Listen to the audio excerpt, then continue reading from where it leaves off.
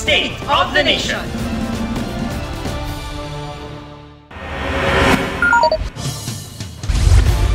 Nakatayo ang babaeng yan sa bangketa sa Caloocan nang lapitan ng isang lalaki saka pinagsasaksak.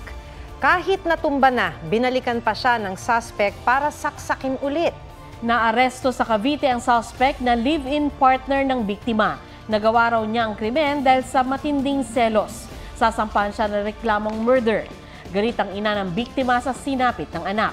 Kasunod ng insidente, kumalat sa social media ang mga post na may serial killer umanong gumagala sa Caloocan. Pero ayon sa Caloocan City Police Station, fake news ito. Pinabulaanan din ito ni Caloocan Mayor Along Malapitan. Isolated case daw ang pananaksak. Aksidenteng nahulog sa kalderong may mainit na sabaw ng batchoy ang 2 taong gulang na bata sa Iloilo. Dahil sa tinamong lapnos na matay ang bata. May report si Zen Kilantang Sasa ng GMA Regional TV. Hindi inakala ni Janet Gallardo na mainit na sabaw ang magiging dahilan ng pagkamatay ng 2 taong gulang niyang anak. Habang naghahanda ng pagkain sa lamay ng kanyang kaanak sa Carles, Iloilo noong August 8, hindi raw niya napansin na naglalaro sa kanyang likuran ang bunsong anak na si Kaiden. Nagulat daw siya na nakapasok na sa kaldero ng batchoy ang bata. Nadulas umano ang bata at na-shoot sa kalderong nasa sahig. Nabatyagan ko na lang, nakibot ako nga nagugampal sa ma'am, nakasulod, nakita ko siya, nagapungko na siya sa kaldero nga may saba mo tugin, bakit ko sa dali, kagin nangayo ko tabang. Paglilinaw ni Janet, hindi kumukulo ang sabaw noon dahil 1 oras na ang nakalipas mula nang maihango ito sa kalan. Pero dahil mainit pa rin, 4th degree burns ang tinamo ng bata. Naisugod siya sa ospital pero binawian ang buhay nitong Martes. Comment nga muna ako nung ginabayan ko ng bata ko, nga gisulod-ugid ko sa kaldero, aba Diyos ko, gatulo pa lang luwa ko sa mga comments ang bawo. Zen Kilantang Sasa ng GMA Regional TV, nagbabalita para sa GMA Integrated News.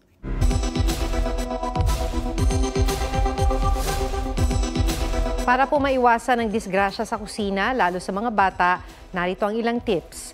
Magtakda ng kid-free zone. Turuan ng mga bata na huwag lumapit sa lugar ng lutuan. Hanggat maaari, nasa 3 metro ang layo nila. Tiyaking hindi maaabot ng bata ang handle ng nakasalang na kaldero o kawali. Laging ipwesto ang hawakan ng kaldero sa sulok na hindi niya kayang abutin. Kung nagluluto o may hawak na mainit na sabaw o inumin, huwag kalungin ang bata. Kung may buhat na mainit na tubig, tingnan maigi ang daraanan at tiyaking alam mo kung nasaan ang bata. Palaging patayin ang kalan kung tapos na magluto. Mainam ding magkaroon ng fire extinguisher sa kusina. Ilagay sa matataas na lugar ang mga kutsilyo, gunting at iba pang matutulis na bagay.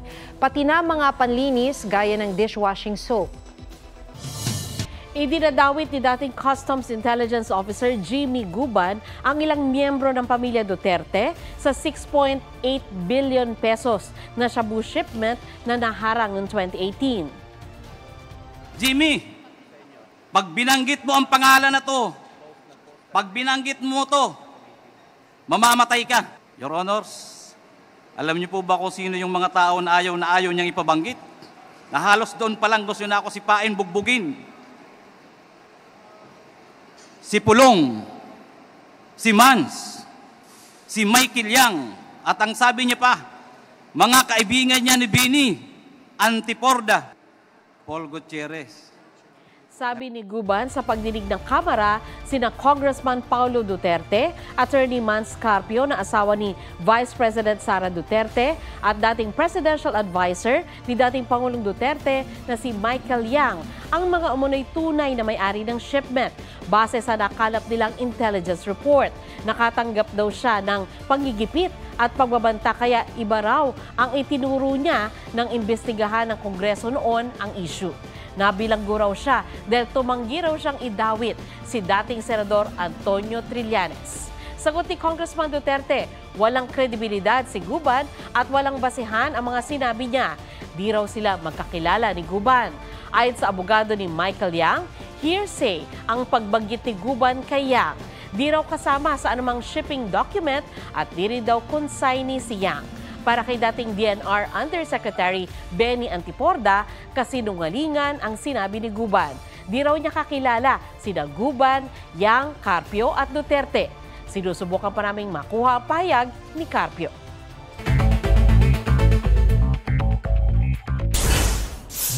Tatlong kadete ng PMA hinatulang guilty sa hazing na kinamatay ng kapwa nila kadete na si Darwin Dormitorio. Dalawa sa kanila guilty rin sa kasong murder. Sinintensyahan silang lahat ng reklusyon perpetua. Nagpapasalamat ang pamilya Dormitorio sa nakamit na hustisya.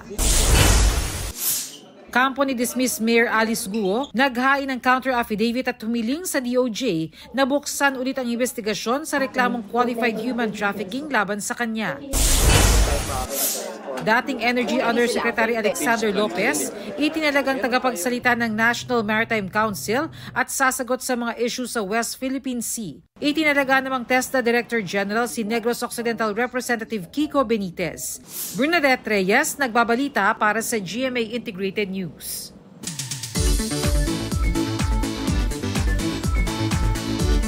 Hiking at 4 waterfalls experience in one trip. Yan ang alok na gala ng Miagao Iloilo sa mga nagbabalak magbakasyon sa nalalapit na long weekend. Gita Yurian sa report ni Ian Cruz. Tataas ang adrenaline mo sa dami ng mapupuntahan sa Iloilo. Waterfalls experience? Check. Hiking? Check na check yan dito sa bayan ng Miagao. Perfect getaway sa hikers gaya ng grupong ito.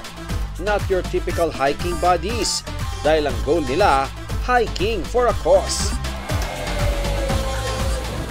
Bukod sa pag-akyat at paliligo sa 4 na talon, highlight ng kanilang trip ang magbigay ng donasyon sa mga bata sa isang komunidad. Larga naman tayo sa Lagayan Abra at puntahan ang RRB's Falls. IG-worthy ang talon na tila ibinabagsak ng mga puno. Sure na sulit ang gala hanggang dulo. Sa iyong pag-uwi, water tubing sa Palsuguan River ang masusubukan. Ian Cruz nagbabalita para sa GMA Integrated News.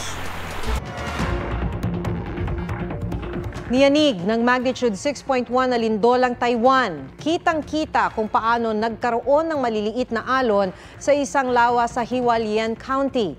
Bago yan, nagkalindol din kahapon sa Taiwan. She having a fever. She sunk. She's in the water. Come on. Humingi ng saklolo sa isang pulis ang batang yan. Aksidente kasing dumiretso sa Sapa sa Texas, USA ang kanilang sasakyan. Natrap sa loob ang kanyang inang nag-seizure habang nagmamaneho. Sa tulong ng pulis at 2 sibilyan, nasagip ang ginang.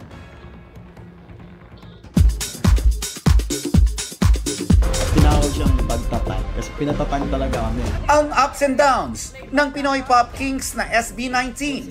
Tampok sa trailer ng kanilang pagtatag documentary film directed by Jed Regala. Looking forward na rin sina Stel at Pablo sa The Voice Kids Philippines.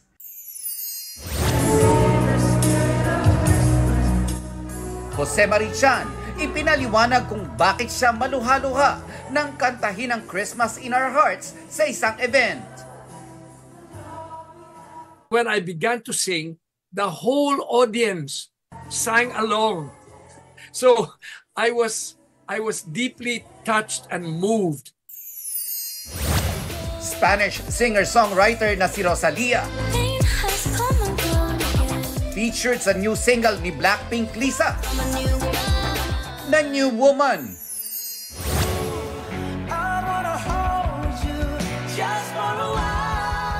Lady Gaga at Bruno Mars nag-flex ng power vocals sa collab song na Die With A Smile.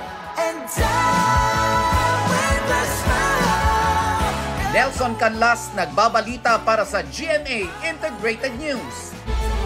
Ang pagiging obese o sobrang taba ng magulang posibleng mamana rin daw ng anak ayon sa eksperto. Pero bukod sa genes, may isa pa raw nagiging dahilan ng obesity. Alamin sa report ni Nico Wahe. May kasabihan na kung anong puno, siyang bunga. Si Mary may type 2 obesity at tingin niya na mana niya yan. Dahil ang mga magulang daw niya, obese rin. Lola ko is also high blood, tapos si mother ko ngayon is high blood, diabetic.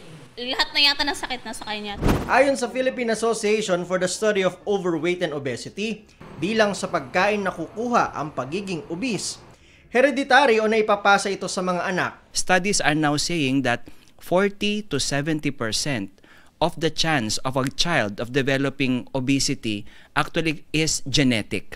Galing ito sa dugo at ito ay maaring nakukuha sa pamilya sa mga magulang. At hindi na lang daw risk factor ngayon ang obesity. Obesity is now a disease in itself. Just like hypertension, just like diabetes, at anong organ yung main na nagkakaroon ng abnormality? It is yung fat cells or yung adipose tissue. Pero bukod sa genetics, dagdag na factor din daw ang nakalakihang pagkain sa pamilya. Familial practices, as early as childhood, sino ba nagtuturo sa atin para kumain? Kung gaano karami kumain? Family. Si Mary, aminadong hirap magpigil sa pagkain, lalo't masarap daw magluto ang nanay niya. Na-enjoy ko kumain yung balat ng manok. And then that's before dinner, magra-rice na ako, tapos magdi-dinner pa ulit ako. Isang paraan para malaman kung obese ay ang waistline. Kapag 31.5 inches pataas sa babae at 34.5 inches pataas naman sa lalaki, mayroon na raw itong tinatawag na abdominal obesity. Susubukan natin kung meron na nga ba tayong abdominal obesity. Meron tayong medida. Ilan na kaya? Ang pagsukat daw, dapat hanapin mo yung pinakahuling rib mo at saka yung pinaka-prominent mong buto sa iyong hip. At yung gitna nun, yun ang kailangan natin sukatin. At ang sukat, naku, ilan na kaya? Ayan. 37 inches na ang sukat ng aking waistline. At meron na nga akong abdominal obesity. Namama naman ang obesity, hindi pa rin huli ang lahat dahil nasa ating mga kamay ang pagkakaroon ng healthy lifestyle, kabilang ang balanced diet at exercise. Nico Ahe, nagbabalita para sa GMA Integrated News. Yan po ang State of the Nation. Para sa mas malaking misyon, ako si Maki Pulido. Para sa mas malawak na paglilingkod sa bayan, sa ngalan ni Atom Araulio, ako si Sandra Aguinaldo. Mula sa GMA Integrated News, ang News Authority ng Pilipino. Huwag magpahuli sa mga balitang dapat ninyong malaman. Mag-subscribe sa GMA Integrated News sa YouTube.